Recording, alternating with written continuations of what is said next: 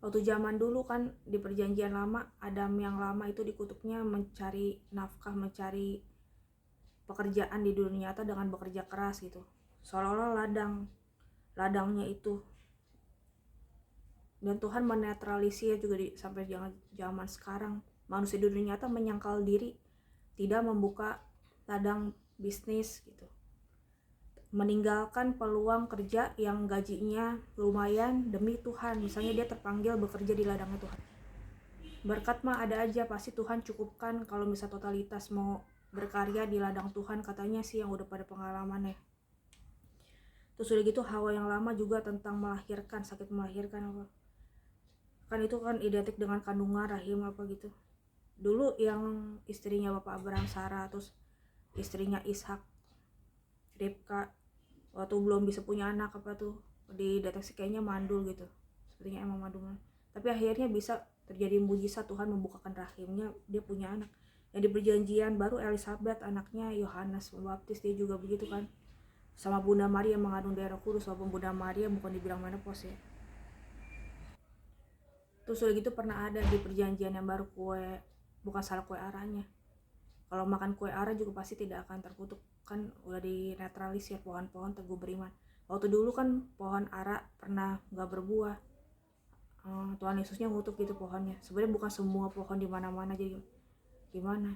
Pohonnya yang di mana-mana juga udah berusaha bertahan dalam iman. Jadinya kutuk terhadap pohon di mana-mana dinetralisir juga. Hewan 5 roti dan 2 ikan dilipat gandakan gak menjamin, di zaman sekarang gak menjamin lebihnya 12 bakul, tapi zaman dulu kan pernah lebih 12 bakul. Jadinya ada banyak contoh hewan-hewan di perjanjian baru perjanjian lama, jadi contoh dipelajari baik-baiknya, yang gak ditiru enggak-enggaknya, yang berupa cerita.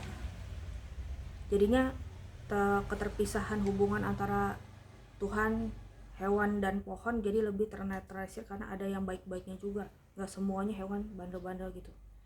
Tentang langit, kan dulu pernah dibilang di novena hati kursius juga yang zaman sekarang ya. Langit akan musnah tapi sabdamu tidak akan musnah. Jadi menjelang akhir zaman langit kenapa unsur-unsur dunia ini akan gimana misalnya. Tapi sabda Tuhan kekal abadi selama-lamanya. Jadi manusia itu di dunia itu baca, dihafalin firman beberapa gitu. Nah itu pasti ada kekuatan, ada kebaikan yang menopang kehidupan orang baik di mana juga. Nah, terus udah gitu anak-anak, kan ada tuh di perjanjian lama anak-anak tuh kayak gimana. Waktu dulu Adam Hawa yang lama, anak awalnya, anak pertama-tamanya Kain Habel dan sebagainya, udah berusaha dengan suka dukanya juga ada persembahan yang diterima kepada Tuhan, ada persembahan yang masih berusaha diterima gitu kan. Zaman sekarang ada gambar kanak-kanak Yesus, patung kanak-kanak Yesus, Novena Jesus Infant of Prague. Semasa kecilnya, semasa anak-anak Tuhan Yesusnya, dia sudah banyak berbuat kekudusan, menjalani gaya hidup kudus, menjalani segala kebaikannya untuk menolong anak-anak di mana-mana juga.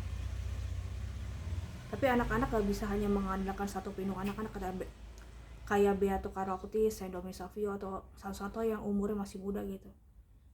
Anak-anak tergantung sama orang tuanya juga, imannya bagus-bagus, sehari-hari topangan doa yang lebih tua dari dia juga.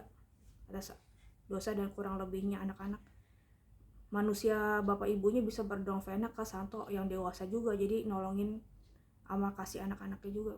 Jadi gak hanya mengandalkan satu pinung anak-anak.